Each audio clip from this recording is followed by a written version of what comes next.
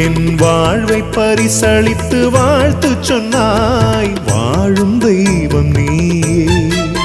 செயற்கரிய செயல் புரியும் ஊக்கம் தந்தாய், தொடரும் இந்த பயணம்.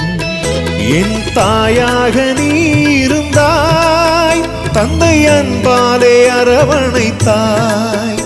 என் தாயாக நீ இருந்தாய், தந்தை அன்பாலே அரவணைத்தாய்.